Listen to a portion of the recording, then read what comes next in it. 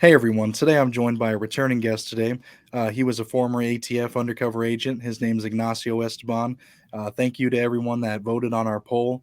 Because on my last previous interview that I asked everybody, to go to the community tab and go ahead and vote on what topics you would like, and the Mexican Mafia was the one that won. And Ignacio, sure as promised, he would write a book about it, and so he did. I went through it. I read it. It's a great read. It's, like he says, it's always a short read. So, if you're a busy person, this is perfect for you. Yeah, but exactly.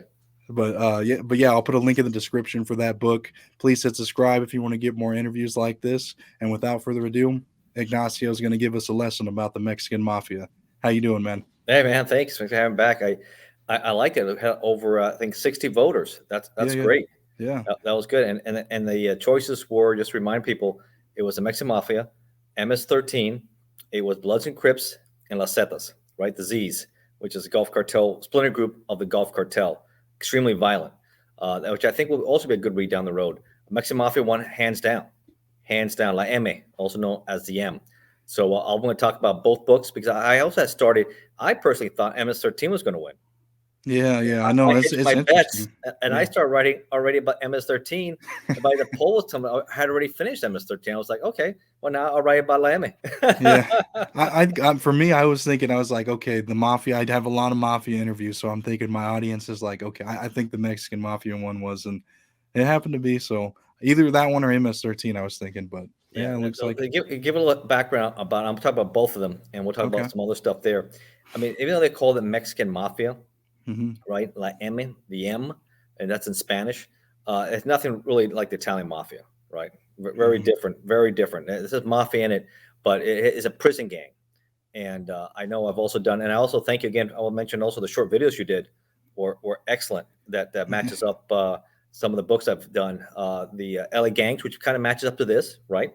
Yep. Because MS13 and these guys were street gangs that came out of LA, and of course the firearms trafficking books with mass shooters and stuff like that. Excellent short videos, so excellent. And I think the one that started all with on my undercover UC story, which I think was excellent too. Yeah. So I those think two, that was the if first you one haven't that I seen did. those, go check them out. Great short videos, matches up the books nicely. And I've had other people also do them. Yeah. Thomas Yeah. Berryman, shout out to him. I And I seen got that. the Hollywood Way doing one, and some other guys too. So That's that's like a awesome. new trend that's coming out. So Yeah. hats off to you, Adrian. Yeah. I started that one then for you, huh? No, it's excellent. People love it. It's a good way. I narrate, if you don't know what I'm talking about, I narrate not even a full chapter, a portion of a chapter of the book, Hmm. and then we have a video matching what I'm reading. Yeah. And I think it's awesome. Visuals gives it a visual, and was It what gives it a is. Yeah. visual, you understand it, and then you said, you know what, I want to read more, and people want to read it. Yeah. So hats off to Well, you, bro. Hats off to you. That's excellent, excellent. Hopefully we can do some more of those for oh sure. yeah. And Yeah. I did some few more with Italian Mafia, I think, which would be pretty cool down the road. Yeah, yeah, and guys, like I said, too. I'm working on the documentary, and Oh Ignacio's yeah. on there, so I've been working on a lot of clips with him already in it too. So he really details out, like Lucky Luciano and what happened in Cuba and Vegas and Santo stuff like that. Traficante, right? Yep, Meyer yep, trap, Lansky, yep, those guys, right? yep, Castro and the mob. yep, yeah, those, yeah, all If you of don't those. know that, that's all going to fit in nicely. Then you can Hmm. read the book for more details. And then I also offer bibliographies, my sources, right?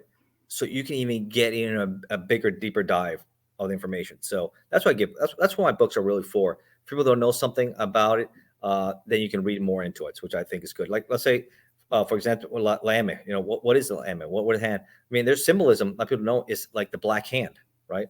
Hmm. That's what Lame is, the black hand, the Mexican Mafia, and they were a prison gang that started back in the 50s in San Quentin, which is near San Francisco, Right. and very violent. I mean, anybody knows anything about state prisons, especially in California, it's a dog eat dog world, right? You have to be in a group and a clique if you're going to survive, and the Mexicans had to come together, and they formed the Mexican Mafia, which became known as La M, and they became very violent and powerful. But even within the Mexican Mafia, there's problems, there's factions. I mean, they're big rivals with Nuestra Familia. So Hmm. the way these guys operate is, yeah, they're in the prison system, but they have a lot of foot soldiers, right, on the outside. And especially in Southern Cal, those Sureños, the Southerners, they're their foot soldiers, right? They're wanting to become Mexican Mafia made guys. So they'll put in the work, which is meaning, hey, the orders are given out, They're going to either extort businesses, they're going to be dealing drugs in certain areas, they're going to be taking care of drug dealers. Whatever they tell, hey, put a hit on this people, they haven't paid what they're supposed to. They are the enforcers to do what they're required, and then they get their fair share, and they get a tax.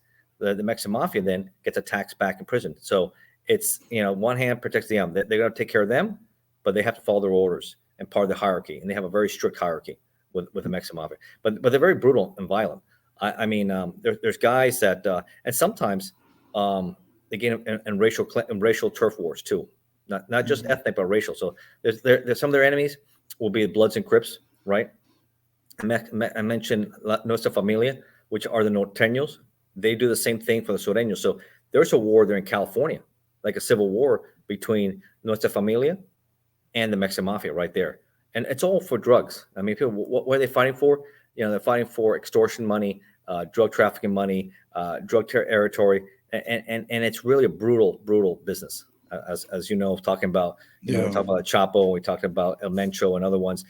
At this level, they're fighting for it. It's a dog-eat-dog world, right? Yeah. And so with these, they their wars and everything exceed from outside the prison. I mean, they have prison wars, and then they have outside They sure do. their beefs with everyone. So, I mean, who is who started this, I suppose, or what group, or like from your knowledge that It's in prison. It's hard to say who starts, but who's going to finish, right? Yeah. Someone takes care of somebody. It's going to say, well, it's not an eye for an eye. They're going to take 2 eyes and a nose, right, for payback. You got one of our guys, we're going to take care of 3 of your guys. And especially in California, it just kept on growing and getting bigger and bigger. And then these guys like to target, like I said, let's say different black gangs. And there was a big racial almost targeting going on with them too. So that was a big problem in Southern California. You saw a lot of that, especially groups that were affiliated with the Bloods and Crips. Again, all about territory, drug territory, or they want to extort and take care of stuff. So that was a big beef they had. One of the famous stories, who was a famous, like I said, Sureños were the street gangs, the foot soldiers that for La Mexican Mafia, which is not just in California, by the way. They have expanded all over the country. I mean, they're guys in Texas, right?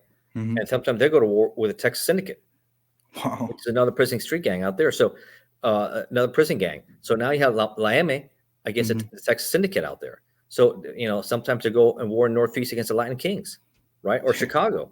La M is out there. I mean, they're nationwide, not just nationwide. They're also in Mexico. They've also been in Canada because they spread, right? And some of the groups are affiliated with them, like the other book I wrote, MS13, right? Different kind of group, Mara Salvatrucha. People want to know, what is MS13? MS13 is not Mexican, but they were Salvadorians, right?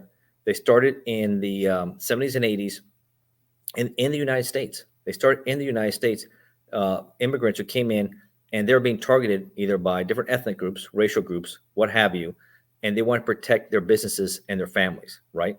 So it started as a protection group that really evolved to this violent, which, like I said, the book's name is the atrocities, right? The of MS13, right? And it's really, really, really a good short read, but it talks about what they've done and what they're killing. Just to give an example, how bad and massive they can be now, and anything else. In 2004, so what happens was, let me backtrack a little bit. Once they started deporting these guys, right? Because Salvador didn't have a gang problem, but they were here. Some of them here were illegally. So once they got deported back to El Salvador, that's when it flourished. The police is weak over there. The government's weak. They got bigger and stronger. And they start taking over Central America, from El Salvador to Honduras to Guatemala and going to Mexico. Because right now, they pretty much are the biggest street gang. It's organized crime that runs that region. That's how big and strong they've become. A perfect example of how violent they are. In 2004, the Honduran government wanted to reinstate the death penalty for these violent criminals, right? And MS-13 wanted nothing to do with that. They said, no, that's not going to cut it. So to make an example, and a lot of times MS-13, these guys aren't like we said about organized crime. There's always a reason why they kill somebody when it comes with a mafia, right? There's a purpose behind business. So sometimes these guys are very bloodthirsty, and they kill to terrorize communities. And that's why under the Trump administration, certain MS-13 members that were in Central America were indicted as terrorists. because Wow. they're here to Because terrorize people. they just because like you said, the mafia, the Italian mafia, when they did it, you said there was a like a business reason behind it. It Sure. wasn't like it was cold blooded. Well, I mean it was, but I mean it wasn't like, well, I'm gonna go kill this innocent you know person or what. I don't you know what I'm saying, right? It was more They're involved in some way in the organization, right? right. That's the They're best not way going to to say pick it. random strangers Right. and kill them because they need a body count.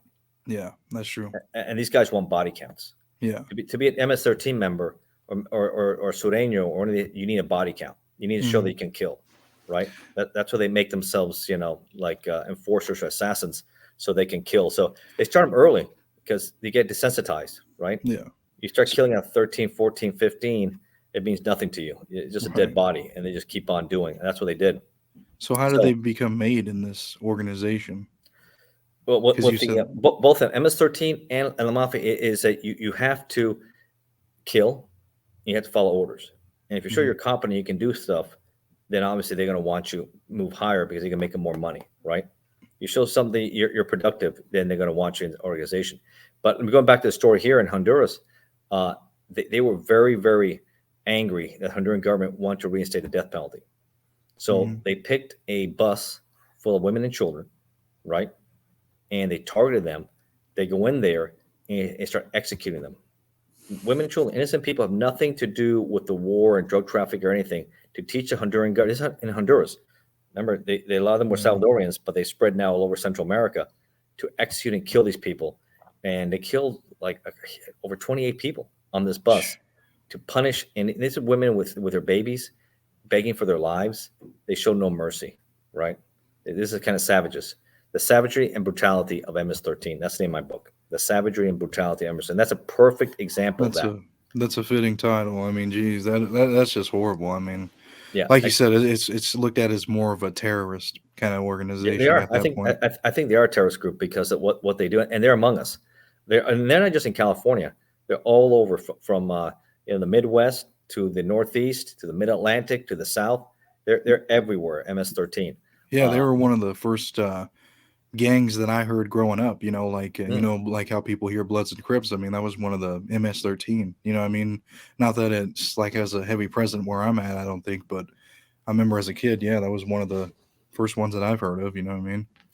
MS-13 is brutal, and the way they have their tattoos and how hardcore Hmm. they are, and how it's pretty much you have to be a killer to be there, right? Yeah. These aren't guys that are just doing graffiti. Right. No, No, that's true. these guys are hardcore killers, especially when you're in Central America.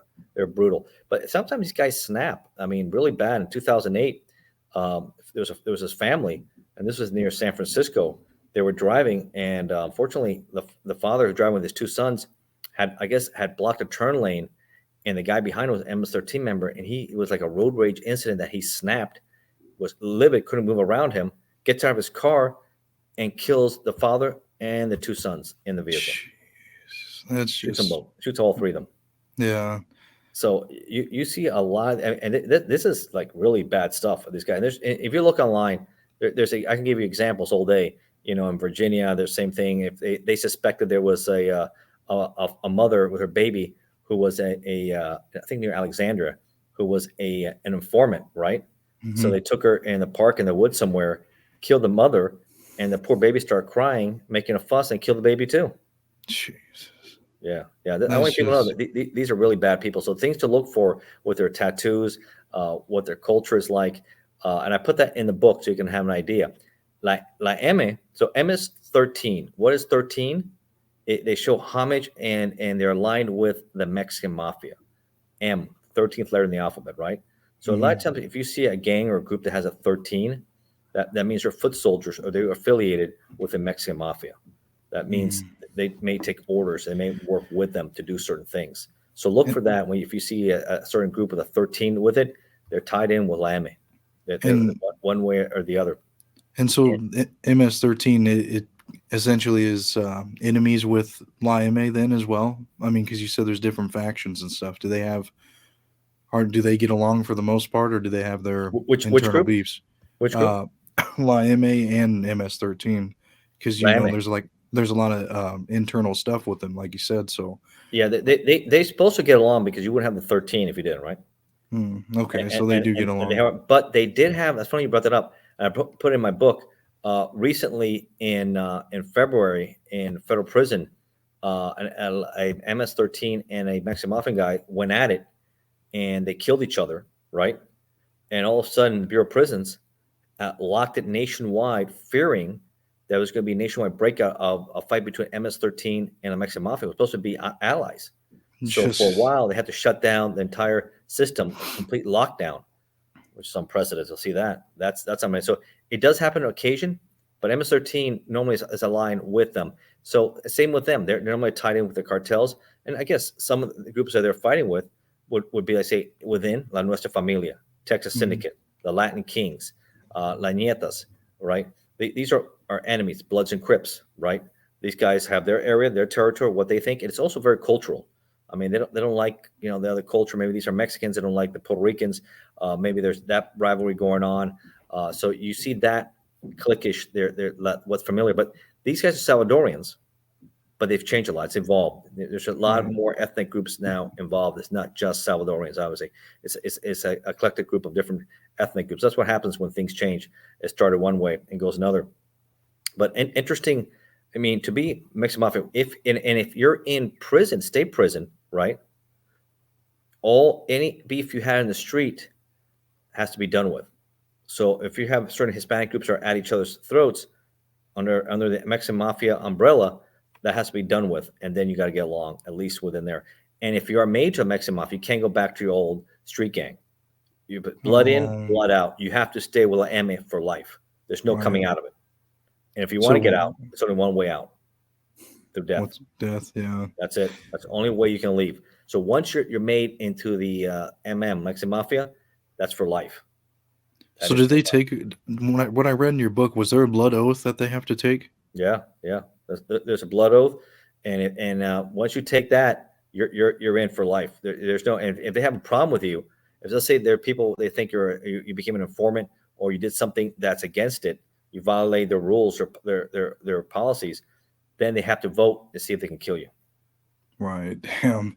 So I mean, there is not a lot of informants from the La M that are out talking like some of these mob guys, right? I mean, I don't see any. It's a violent culture. It's a different beast completely. You see people talking like that it doesn't exist because they'll come after you. It may happen on occasion. I'll give you one example. What you talked about.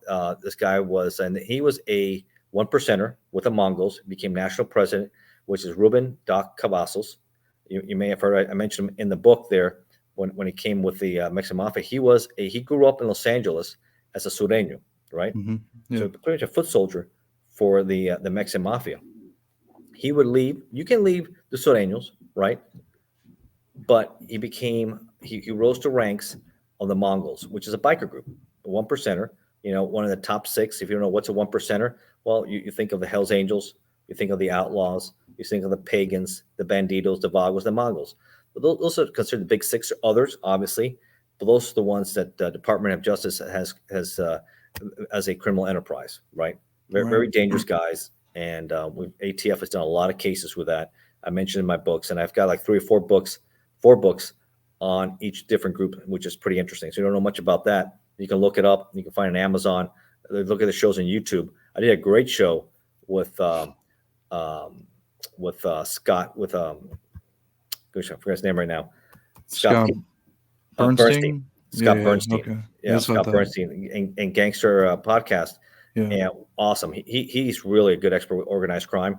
And we both enjoy the conversation we had with the 1%ers, especially with Taco Bowman being from Detroit out there, and then how the whole Mongol situation go out there. So Cavazos does something which really piss off the Mexican Mafia, because he was a former Sureño. He starts recruiting them to go to his organization. Damn. Of course, they're not going to like that. No. Because then he said, no, you got to pay taxes allegedly for all those guys, because we're losing money for that. He doesn't see it that way. He tells them to pound sand, right? Big mistake. National president of the Mongols, and now you're starting a war with Miami. I don't think they're going to win that. Because the reason why he was bringing those guys in, the Sureños like him, because he thought the guys who were there would just want to drink beer and look soft and old men, right? He wanted to be a feared organization. He wanted to be guys who were from the street, who were going to be tougher. But he ended up waiving a lot of the requirements, and he just wanted to bring guys in fast and furious, right? Well, guess what happened? There were 4 ATF agents that were brought in undercover wise, and they were made patch members. Damn. And just to cover themselves, they brought in to have girlfriends 4 female ATF agents. So he had 8, not 1, but 8, ocho, that infiltrated. Wow, that's a big Yeah, number. things went bad. It was called Operation Black Rain. If you want to read more about it, you can go online. It's in my books too that I talked about the fall of Cavazos, Mongol nation. And you can read about Operation Black Rain and how that went badly for him. So in 2008 October, he was booted out of the organization. They thought he's also stealing. They didn't appreciate the war with La Mexican Mafia because they were really going at them hard, and they were losing. That's a war they're not going to win. I mean, look how many foot soldiers they have, over 100,000. That's a lot of they're not going to win that. They're going to get crushed. That's just not a smart war to be fighting. Right. So he's voted out, not just voted out as president, but voted out as a Mongol. And then in October 2008, ATF hits these guys. They were indicted. Over 60-some Mongols were arrested. They were indicted and arrested, right? And over 100 search warrants, lots of seizures. So they were hit hard. 60,000, you said? 60. Yeah, 60. I was going to say, damn, that's a lot. Over 60 something, like 65. You can look the numbers up. I have it all up there, in the book. Yeah. And nationwide search warrant, it really, and big seizures of firearms, drugs, property, assets, their bicycles and stuff. So they got hit hard. And he was a Sureño, and he tried to cross them. Yeah. And it didn't work. He paid the price. He paid the price hard. He ended up getting 14 years, but he was one of the first ones to cooperate. So a lot of people think that he's another place right now. I think he's already out of the Bureau of Prisons. Normally, if you get hit and you're the head of an organization of one of these racketeering cases, you're looking at life, right? Yeah, no doubt. But he didn't get that. No, so he ended up cooperating. Yeah, so he ended up cooperating stuff, and down the road there was another issues with little Dave Santillan, who he was also, people accused him of cooperating with ATF also. So not one national president, but 2. And you can look at those videos online also. The ex, I guess his girlfriend, he calls, I guess he's been drinking, we're having a little domestic. That's all over online. You can see the video. She puts him on speakerphone, records it. And while him saying that I need an exit plan because the ATF agent, the case agent, he's retiring and I need to figure out what to do. So a lot of interesting conversation going on there. So something interesting. I haven't seen it. Check it out. Yeah. No, I mean, it really is. And I talk about that in my book there. So you can see my books there. I put a link for that one. But Cavazos, Mongol nation, former Sureño, rise ahead and goes down, crashed and burned badly. Yeah. I mean, it's not too often that you get someone of the boss rank, to flip and cooperate. But, there's the select few that do. And, some of them get away with their life and have to go into hiding forever. But, a lot of them already know when they're in that and they're ready to flip, they already know that they're either going to be dead or in prison. So, yeah, and really interesting little sidebar also, the government with the prosecution case and the civil side trying to also seize their patch copyright so they couldn't wear it anymore, which is unprecedented. The original federal judge, even the jury with the racketeering case back in 2011 or 12 agreed with it. The judge thought he didn't like the decision. The government picks and chooses which symbols they want to seize from which criminal enterprise and which ones they don't. But they kind of going to take another bite of the apple and see if they can. If they do seize the Mongols patches, the patch they have, that's going to send shockwaves and through the rest of the biker world, especially with like Hell's Angels and Outlaws and other ones that maybe we're next. Watch out for that. That's interesting. Yeah, so these are all kind of like up to date, what's going on right now. I mean, this is what you're talking about, right? This is fairly recent news. Yeah, all this is all recent stuff. That's why I don't talk about, I bring it all together to get perspective, what's going on and what's going on now and where I think it's going to go. People ask me, how bad are these guys and where are these guys going? I always go back to the ones that we have to worry about. It's not the Italian Mafia. It's not the 1%ers. It's these street gangs like MS13, like prison gangs, La M, or the cartels. They're the ones that keep on flourishing, getting bigger and stronger. And I keep And putting in my book. It's not those guys. It's these guys. This is what's happening now. These are the Al Capones of our day, right? yeah, Just like Al Capone was big in the 20s and 30s. Well, not Chapo, but maybe now El Mencho, right? yeah, Cervantes for CJ&G. That was another good book, The Rise of a Narco Empire. That's a good one here. And he's learned a lot of the lessons, the mistakes that were made by Guzman, right? El Chapo yeah, Guzman. yeah. Don't No, be doing interviews with Sean Penn and Del Castillo, which like we talked about last time in the mountains of yeah, Sinaloa, right? yeah, that's true. I Lay mean, low. That's what he's done. He's laid low. But now his yeah, bounty is double. Even after his was 5 million, now the U.S. government has put a bounty over 10 million. The most wanted drug lord in the U.S. right now and in Mexico. El Mencho damn, Cervantes, CJNG. Now this is yeah. the new generation. Nueva generación. What Unbelievable. Good reads.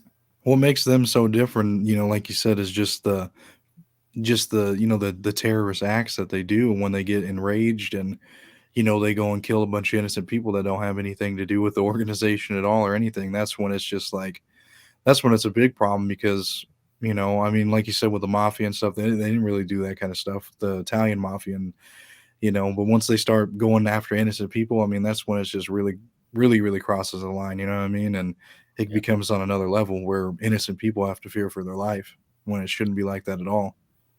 Yeah. The Trump administration also wanted to classify the cartels as a terrorist organization. But Lopez Obrador, which is kind of a socialist president, he did not. He did not want that kind of label, which I think is a mistake. Open up more assets. He's the opposite. He kind of his tactic has been more of be soft on cartel leadership, hoping that violence won't be there, but it is still there.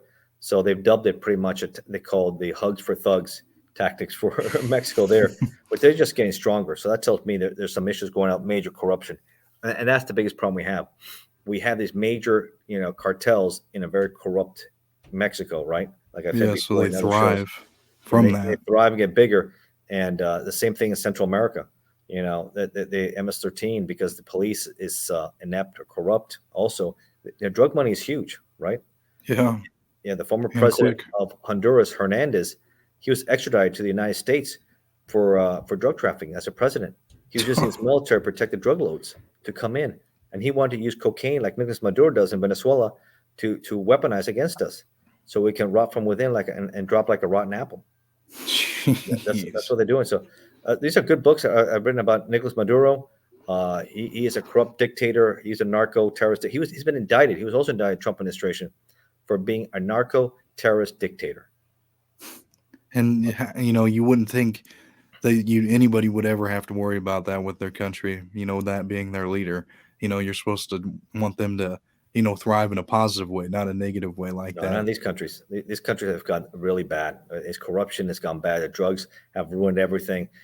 People see the money and they don't care who they hurt, who they kill. They just see the billions of dollars, and that's what's going on. Yeah. America is probably, in my opinion, in Canada has their issues too. I mean, Trudeau has his issues up there, guns and the gangs, and that's all up there. But if America doesn't hold on, man, this hemisphere is in deep. You know what? Yeah. Yeah. I mean, we're lucky we're strong here, but and we still have issues, and we still have issues in this country.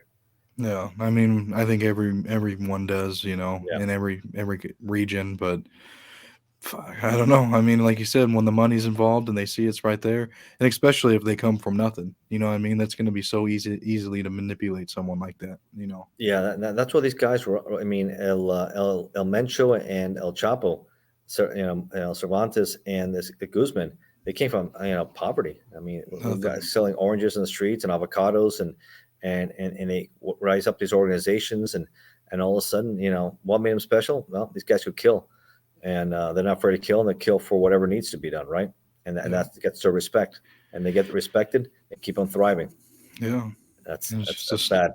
snowball effect. And then when they show people, hey, look at this, we're living so well, we got this money and all this, but comes with the cost of having to kill someone.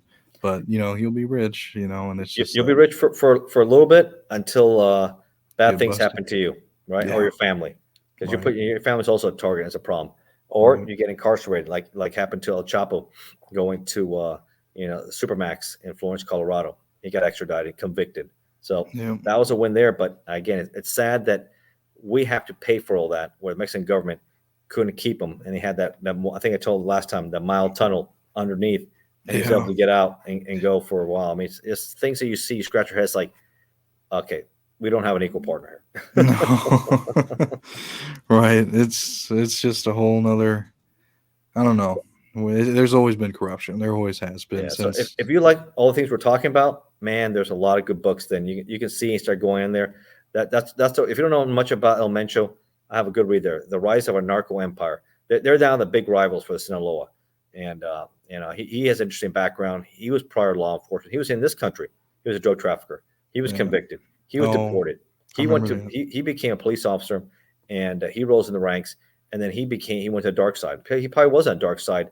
A lot of these guys, unfortunately, I hate to say it, who are in law enforcement are really bad guys with a badge and a gun, and that's what I've been seeing all the time. Not everybody, but there's unfortunately quite a few of these guys. And he became a killer. He became an assassin, right? A sicario, and then he split from being loyal with Sinaloa with Millennium, and then they formed later CJNG. So what they're doing, Guadalajara, the battle for Guadalajara, but he's different. He lives more in the shadows. He doesn't flaunt it. So a different. I think he's learned the lessons. Yeah. What do you have any other things you want to or topics you want to bring up that relate to this? Yeah, I mean, these are good books. I mean, I think if you don't know much MS13, take a look at it. Mara Salvatrucha. Um, Mara, I think, came from. I didn't talk about where it came from, but I think Mara is a street in El Salvador. They were Hmm. actually what's the history, where the name came from. And Salvatrucha is a street term that's kind of called the peasant guerrilla fighter, because of the Salvadoran Civil War that was going on, that led to a mass exodus coming out there between the leftists and against the government, the corrupt government. It was a huge war back in the 80s and 90s. So that's where you see a lot of that coming out. So interesting history on MS-13, where they came from here. They went over there, got larger, but they spread, and their ties with La M, because they put 13 there for a reason. They put their loyalties with the Mexicans. They like anything else. These groups, you're gonna have their problems. Like I said, with Bureau of Prisons, what happened? But La M is truly a prison gang with easily over 100,000 foot soldiers out there, in the United States, and they can do a lot of things. So those are things to watch out for. Just because they're locked up in prison doesn't mean they're not operating with their operations. So Yeah, they got plenty of foot soldiers, like you said. yeah, they do, and they cause a lot of problems. So we have issues to deal with, and it's out there. So if you don't know much about it, I think they're both good reads. La M, the Mexican Mafia, and the book on MS-13, the savagery and brutality of MS-13. Good books in there, and of course we have the ones with the drugs and narcos, and every other one I think we've talked about. Yeah. Well, also I wanted to bring up too was whoever has the most interesting takeaway from this Mm, interview with me and Ignacio about the Mexican Mafia. I'll gift you his book from on Amazon. All I got to do is just purchase it on there, and I'm able to gift it. I got to look into it a little bit more, but I think all I need is like someone's email. But we'll look into it. But just whatever you got to comment. Whoever has the most interesting takeaway from this, I'll get you a book, little right, giveaway.